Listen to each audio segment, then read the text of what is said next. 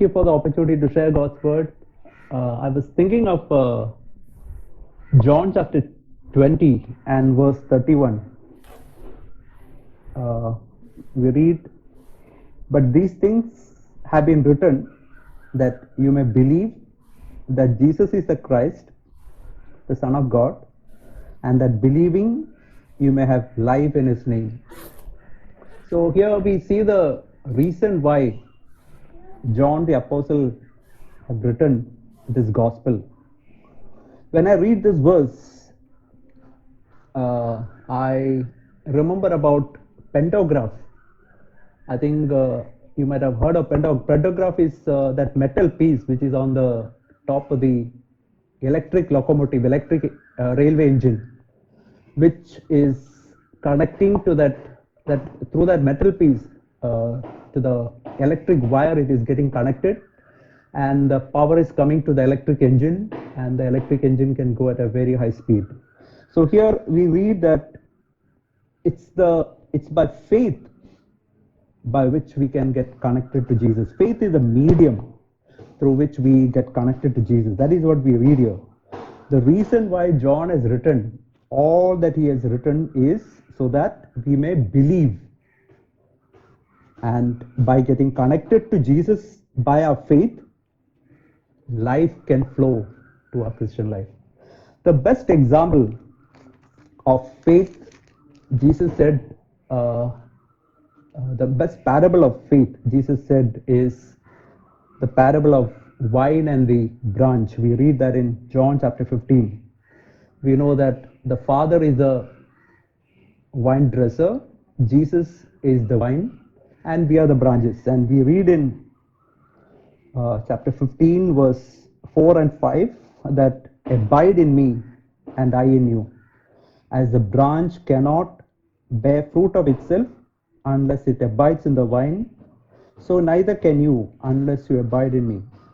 I am the vine, you are the branches. He who abides in me and I in him, he bears much fruit, and apart from me you can do nothing. So, what is the meaning of the word abide?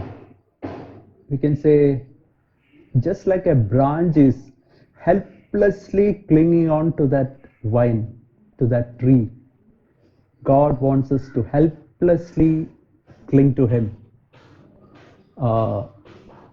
We can say to abide means to, we can say it's like this: to abide is to have permanent address, or to live in it by 24/7. Just like a branch is in a tree 24/7, we have to helplessly depend on him all the time. What is the meaning of abiding in practical terms?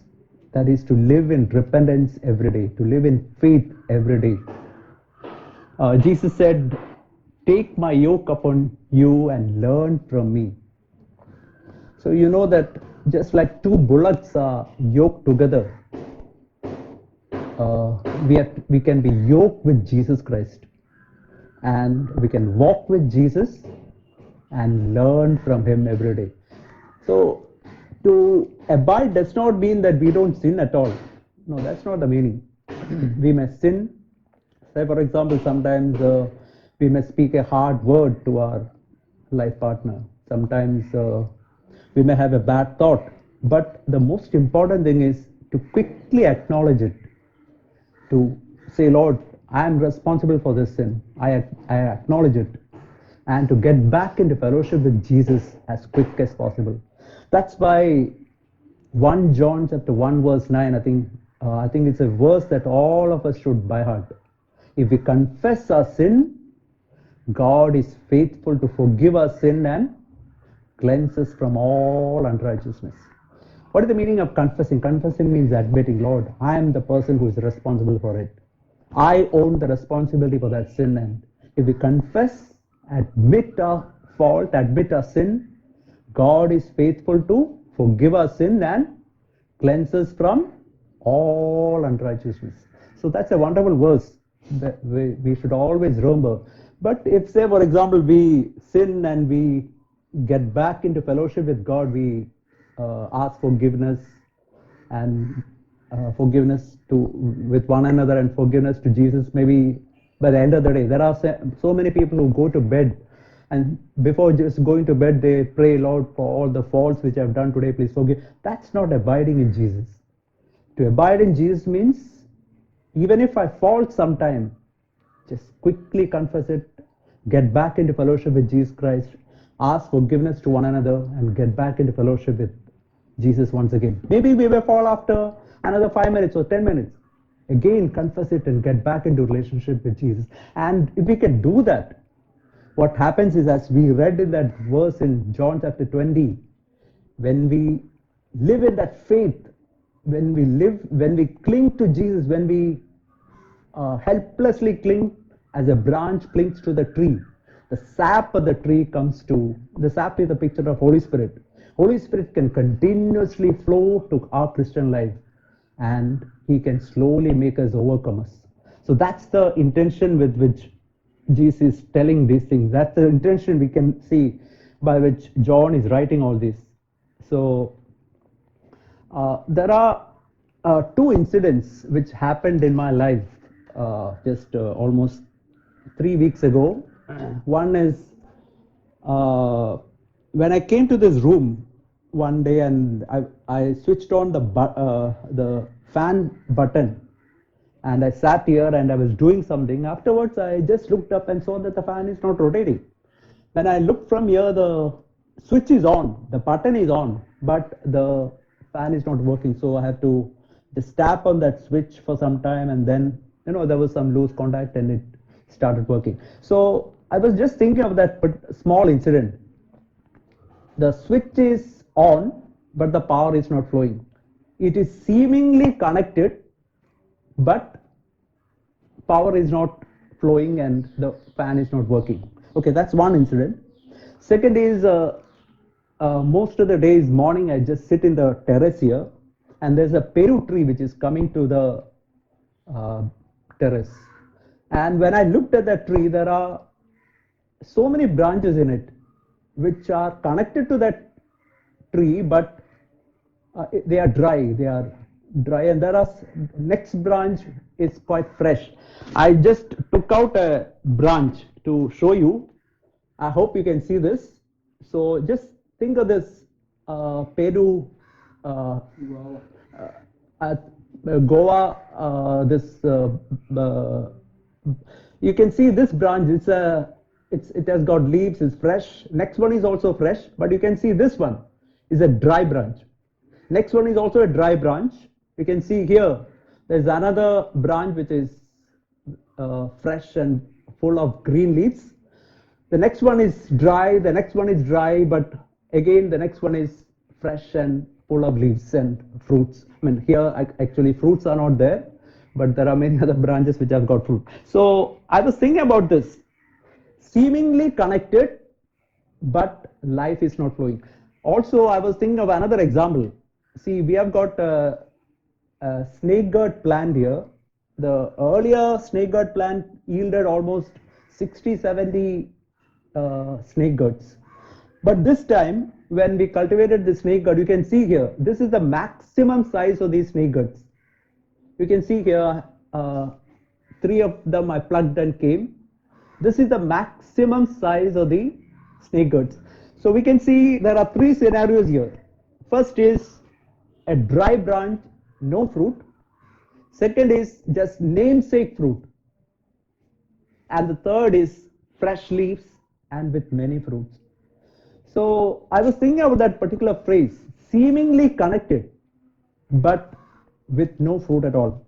And I was looking into certain passages in John, the Gospel of John. We can see here, we can turn to this verse in John chapter 2, verse 23 and 23 to 25. John chapter 2, verse 23 to 25. Now when he was in Jerusalem at the Passover, during the feast, many believed in his name. So we can see here, it seems as though they are connected to Jesus, beholding his signs he was doing. But see verse 24, Jesus on his part was not entrusting himself to them, for he knew all men. So we can see here that even though they are connected to Jesus, they are not bearing fruit. It's just like this dry branch, just like this dry branch which which has no leaves, no fruit. The reason is written here. Jesus was not entrusting himself to them. Or we can say the sap is not flowing. The sap is not flowing, and Jesus was not entrusting himself to them. So we can say that there is something in their life, maybe some pride, or maybe some sin in their life, because of which the sap was not flowing. Sap is a picture of the Holy Spirit. We can say in our own life, if there is some sin in our life, it's possible that the Holy Spirit is not flowing, and the Holy Spirit is faithful to show us that. And if we can listen to the Holy Spirit, He's always faithful to show that is the reason why Holy Spirit I cannot flow to your life, and we can yield to that. We can listen to that voice and yield to the promptings of the Holy Spirit. Then we can be fresh. We can see another verse in John chapter 8. John chapter 8 and verse 30, we can read here. As he spoke these things, many came to believe in him, just like what we read earlier. These are also seemingly connected to Jesus. When we look, the branch is connected. As I said, when I look, the button is on, but the power is not flowing. We can see the reason why the power is not flowing. The branch is dry. We can see in verse 33, they answered him. Those people who believed, they answered him, "We are Abraham's offspring and never yet been enslaved to anyone." So they were glorying in something. And I was thinking that if we glory in anything, I can glory in education, or like in my skill, in my beauty, in my musical ability, or preaching ability, or Bible knowledge. If I glory in anything, what happens is the sap, that is the Holy Spirit, cannot flow to my life. So that's another reason why. See, if I glory in anything, I may not be talking about anything, I may not be openly saying anything, but in my heart there can be a glory in certain things. And if there is a glory in anything of the earth, we can say the Holy Spirit cannot flow to our life. We can see another example in John chapter 12 and verse 42. John chapter 12 and verse 42, we can see here, nevertheless, many even of the rulers believed in him, but because of the Pharisees, they were not confessing him, lest they should be put out of synagogue. They loved the approval of men rather than the approval of God. So we can see here, some of the rulers came to believe in Jesus, but it was just like this dry branch. Just like this dry branch. Even though they believed, even though it's seemingly connected, the problem is they loved the approval of man rather than the approval of God. So again in our life, we know that verse in Galatians chapter 1 verse 10. Am I seeking the favor of man or the favor of God? If I still seek to please man, I cannot be a servant of God. So if approval of man is so important to me, so we can say that's another reason why the sap will not flow. That's why we have to live in repentance daily. And we can see another portion in John chapter 6. John chapter 6, we can see verse 66 to 77. We can see here, this is the incident where Jesus spoke to them, and some certain very hard words, and many disciples withdrew from Jesus. But we know that Peter and his 12 disciples, they clung to him, and we can see in verse 69, we have believed and come to know that you are the Holy One of God. But in verse 71, we can see of Judas Iscariot, who he was also seemingly connected, but we know that he was a dry branch. I was thinking, what is the reason why he remained a dry branch with no fruit?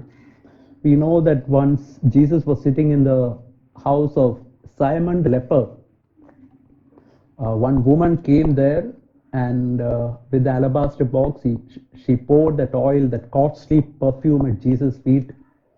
And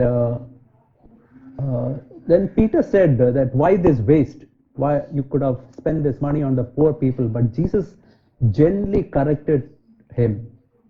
He said that why bother her? She has done a good deed and so on. But that gentle correction offended Judas, and we can see that Judas went out to betray Jesus. So we can say if there is something in our heart, is there something boiling in our heart? Is there some unforgiving attitude in our heart? Somebody might have corrected us, and is that hurting in our heart? Then we can say that surely that sap will not flow to our Holy Spirit cannot flow to our branch. We cannot bear fruit. We can see yet another example in John chapter 11 and verse 39. Here the example of Jesus at the house of Mary and Martha. Lazarus is dead 4 days and he was in the tomb. We can see in John chapter 11 verse 39. Here Jesus is standing by the side of the tomb, and Jesus is telling, remove the stone. And we can see what Martha is telling. We can see how much unbelief is gripping her heart. We can see Martha telling, Lord, by this time there will be a stench. He has been dead 4 days. See, do you think Jesus said to remove the stone so that people can get the stench? No. He really wanted to resurrect Lazarus. That's why he spoke those words. Just think for a moment, who is the one who is standing? Jesus himself said in verse 11, chapter 11, verse 25, I am the resurrection life. He who believes in me shall live even if he dies. So the one who is standing there is the resurrection life. And that's the one who is speaking, remove the stone. We can say, I was thinking in my own life, say for example, sometimes, many times, many people are fearful because of this corona season. They are fearful that some disease will this corona will happen to them, or some drastic things will happen. But I was thinking that today the third person of Trinity is standing just by my side, inside my heart, and speaking to me, remove the stone. What Holy Spirit is telling is, I can deliver you completely from this fear and anxiety and worries. And many times my reply is, Lord, there will be a stench. I've been enslaved to it for many years. Will I be free? But just think of the reply that Jesus gave in verse 40. Jesus said to her, did I not say to you that if you believe, you will see the glory of God? So that is the reply of Jesus, that he can deliver us completely from this fear and worries and anxieties. And when he says, remove the stone, what he is really telling is, I want to deliver you completely from this. And I was thinking, if I have the spirit of unbelief in my heart, I'll be like that dry branch, or like this snake gourd, which is just a namesake plant. That's not the intention, but what God wants is that we can really believe with all our heart. But I was thinking that, just think of the life of Jesus. See, when he was on earth, he was connected to the Father, just like a branch is connected to a tree. He was connected to the Father all the time. And the sap, the Holy Spirit was flowing full into Jesus' life. We know that towards the end of his, in these chapters, just before crucifixion, if we can note these things, say, for example, in chapter 14, verse 27, chapter 14, verse 27, Jesus is telling, peace I leave with you, my peace I give you. Not as the world give, do I give you. Let not your heart be troubled, let not be fearful. Just imagine, he was just going to the cross and he's saying, I've got such an abundant amount of peace. I'm going to give the peace to you. We can see in chapter 15, verse 11. These things I spoke to you, that my joy may be in you and your joy may be made full. Jesus is telling, I've got such plenty of joy I can give. I can give this joy to you. And we can see in chapter 16 of John and verse 32. Chapter 16, verse 32, Jesus is telling, behold, an hour is coming and already come for you to be scattered, each to his own home, and leave me alone. But yet I am not alone, because the Father is with me. Just imagine the security that Jesus was in. Even though all may leave him, Jesus is telling that I am completely secure in the love of the Father. And we can see in chapter 13, verse 1, he's telling, chapter 13, verse 1, the second part is written, having loved his own who are in the world, he loved them to the end. So we can see that Jesus was so full of love and joy and peace and security in Father. What is the reason for that? I was thinking, what the reason for that? And we can see in chapter 13 that when he came for that Passover, he saw that disciples' feet were muddy, dirty, and he took a towel, he removed his garment, he took a towel, and he began to wash the disciples' feet. So he was actually doing the job of a very menial, the lowest grade worker. He was doing that work. He was doing that job, and he's telling to us in verse 14, chapter 13, verse 14, if I, the Lord and the teacher, wash your feet, you also ought to wash one another's feet. And I was thinking that in this Corona season, most of us are at home, but at home, each of us have got an opportunity to be a servant to one another. Not the boss, not somebody, but to be a servant to one another, to really humble ourselves. And there are so many things to do at home. As young people, you can help your parents in so many ways. Sweeping the floor, sweeping and sobbing the floor, helping mother in the kitchen, maybe folding clothes. So many things you can do, and be a servant at home. Humble ourselves and be a servant at home. Sometimes some hard words may come out of your mouth, but quickly humble yourself, ask forgiveness, and be a servant to one another. And I was thinking that because Jesus was a servant like that, because he humbled himself like that, we can see that the sap was in full flow to that branch of Jesus. We can see this branch which is so fresh, and even though there are no fruits here, Jesus was full of fruits and full of sap. The reason is because he was so humble. We know about Jesus in Philippians chapter 2, that wonderful verse which says, have this attitude in you which was also in Christ Jesus. And even if Jesus was Almighty King, even if he would have become a king on the earth, it would have been a tremendous humiliation. But he became an ordinary man, and then he humbled himself and became a slave, and then he humbled himself and even became a criminal for us. Just we have heard many times Brother Zach telling the secret of Christian life is humility, humility, humility. And that's something which I always want to remember. That's the secret of, see, I want to tell you that sometimes some of you may be struggling in raising up your children. Maybe sometimes we may be struggling in our married life. Maybe we may be struggling in certain relationships in the church, or maybe in a personal life with some sin. But in all these things, the secret is humility. If I can humble myself in every situation, Lord, I want, the most important thing God can give us is grace of God. And that is the most precious, most valuable thing we can get on the earth for our Christian life. And to always humble ourselves. And we know about Paul, who is the mighty apostle. He says in 1 Corinthians chapter 12, you know what he says? I am nothing. I am nothing. That is what he says. We know another incident where Paul said that in 1 Corinthians chapter 3, I think, where he said, I planted, it's First Corinthians chapter 3, verse 6 and 7. I planted, Apollos water, but God was causing the growth. And then see what he says in the next word. So neither the one who plants nor the one who waters is anything, but God who caused the growth. He was telling, I am nothing. And that is the thing that I have to constantly tell myself, Lord, I'm nothing before you. I'm absolute zero before you, Lord. And if we can humble ourselves, what happens is there will be the full flow of the sap into a Christian life. That is Holy Spirit into a Christian life.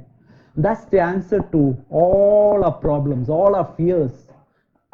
These days, whenever I sin, what I think is, Lord, where I become proud, Lord, I want to humble myself.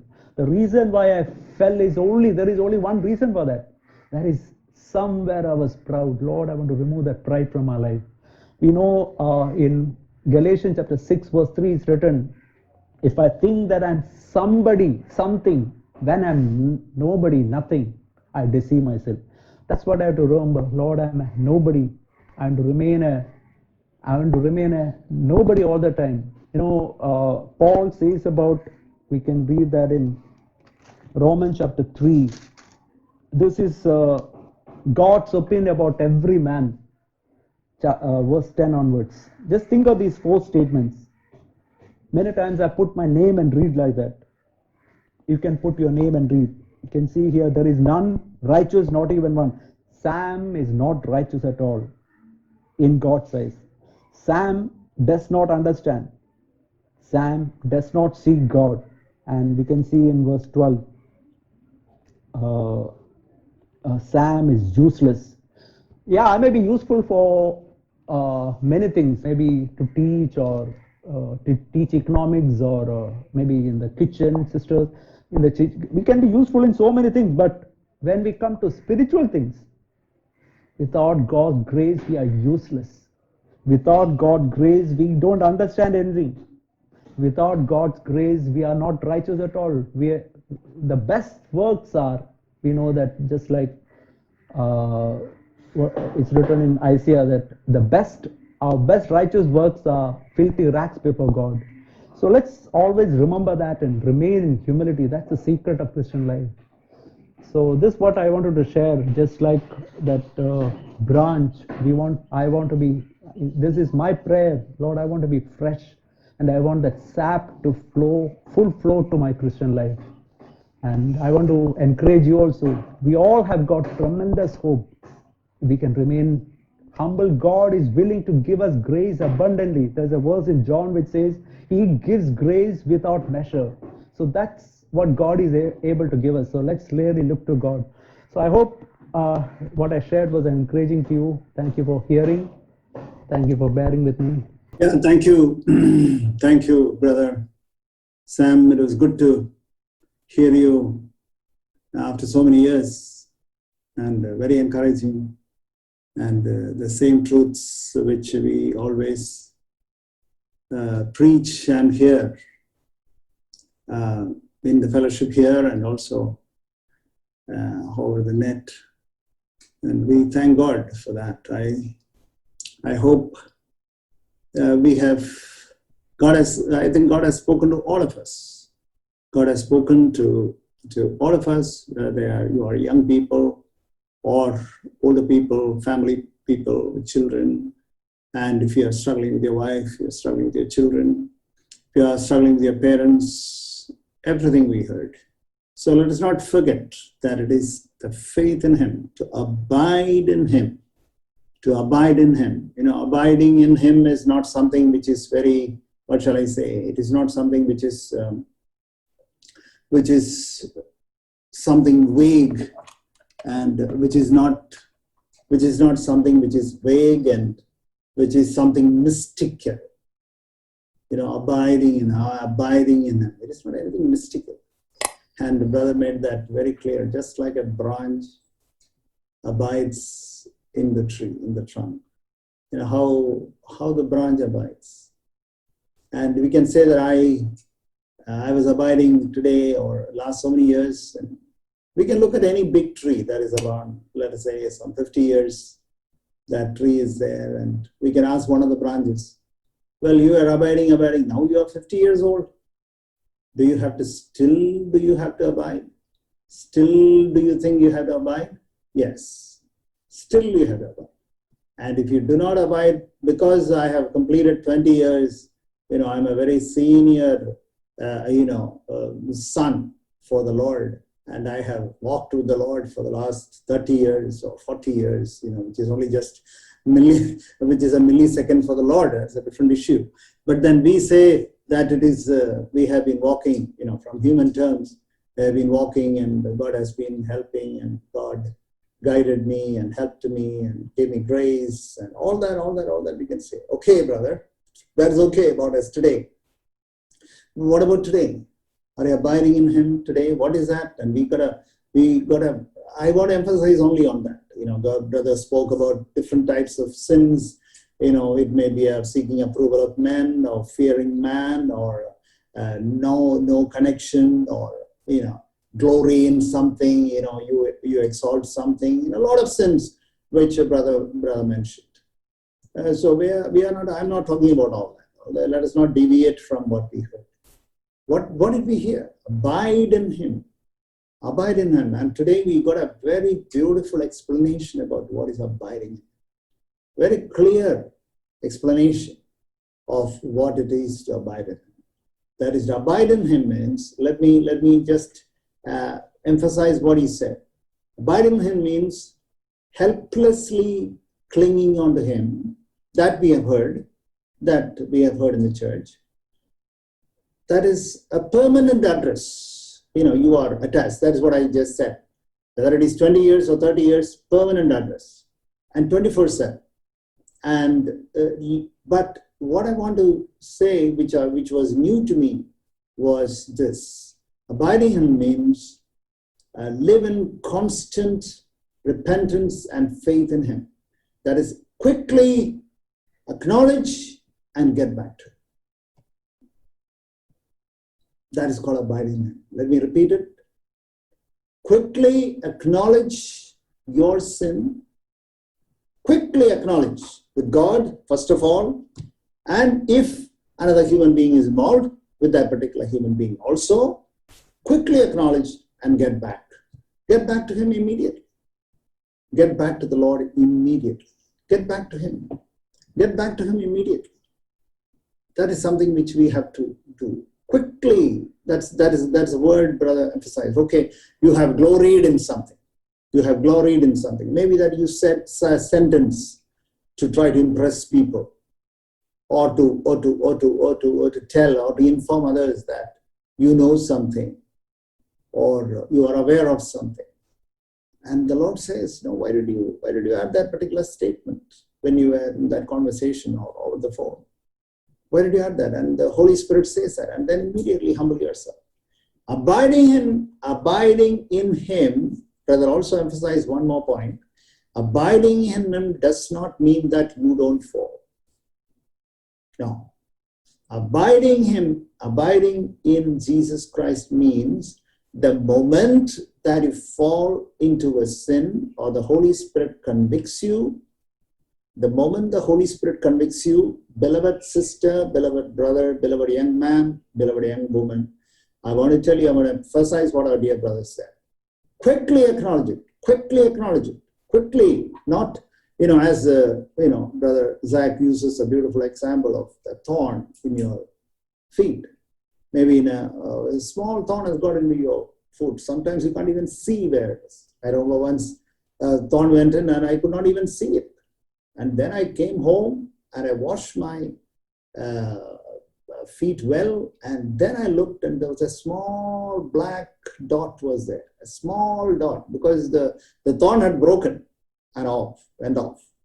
But this was giving me some irritation, some pain, some irritation was there.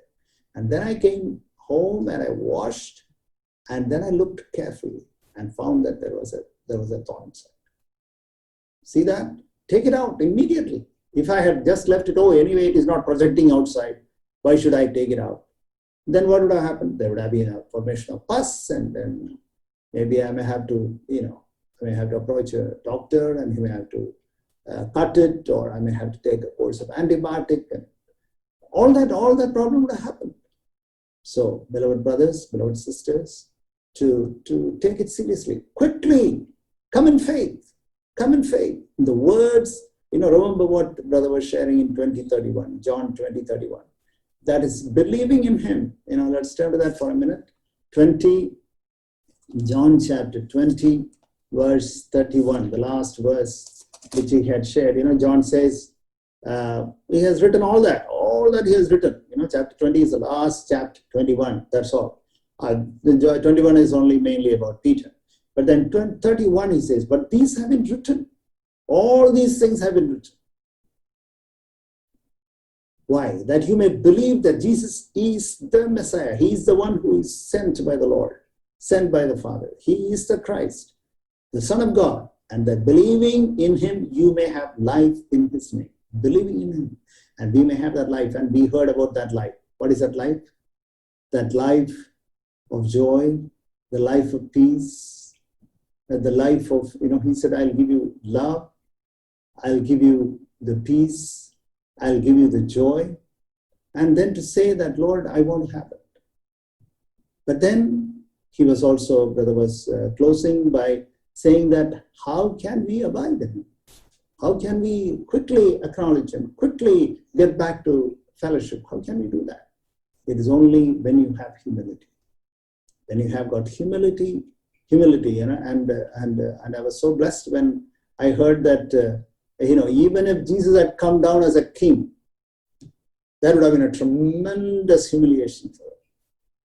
Oh, what a word it is. Even if he had come down as a king, that would have been tremendous humility. That itself would have been a great humility. That itself would have been a tremendous humility. He would have been humbled himself and become a king. But even with our human understanding, he became a king. What humility is that? We may think like that. But I hope you understood the depth of that statement. Even if he had become a king, but he didn't become a king. He became a servant. Not only that he became a servant, first of all, he became a man, and then he became a servant. And not only that, he became a criminal. He was counted among the criminals, and he was crucified like a criminal. Crucifixion is only for the worst criminals. He humbled himself, not as a king. Even that would have been a great humility.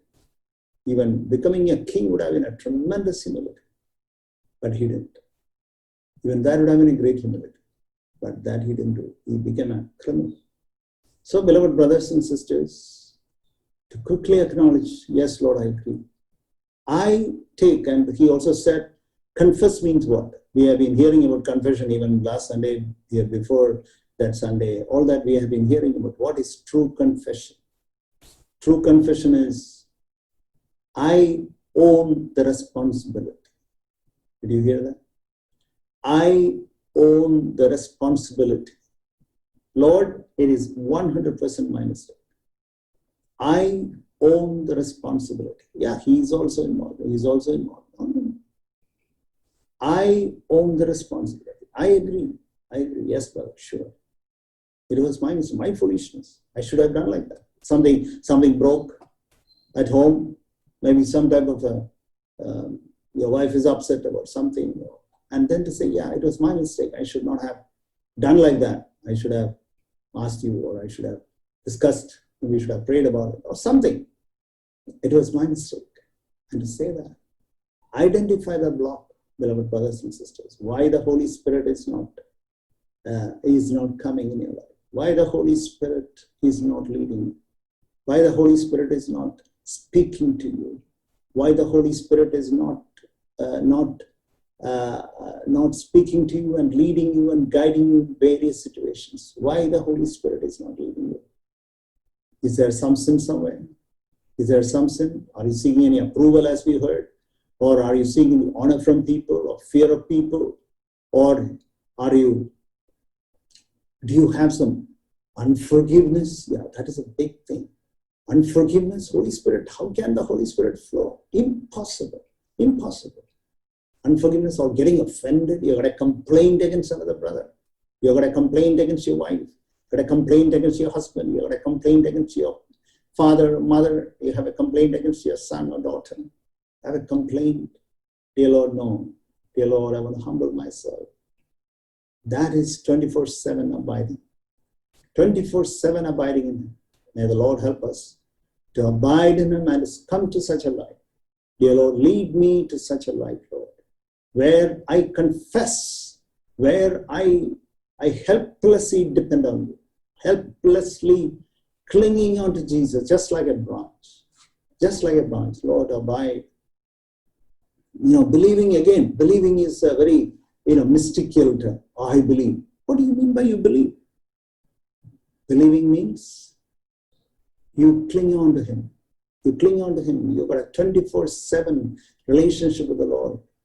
Faith, repentance, 24 hours. Many times we have heard that statement. Daily repent many a time. Daily repent many a time. Daily repent many a time. Many a time repent daily. Don't forget that. And you say that I got nothing to repent. That means you are not judging yourself. You are not listening to the Lord. You are not listening to the Lord. The Holy Spirit is not speaking to you, maybe. So shall we humble ourselves to the word which we have heard? And as many people as possible, we can pray. Please unmute yourself and pray, and then mute again. Please unmute yourself and mute again. Please pray. Please thank God and submit to God's word. Shall we pray?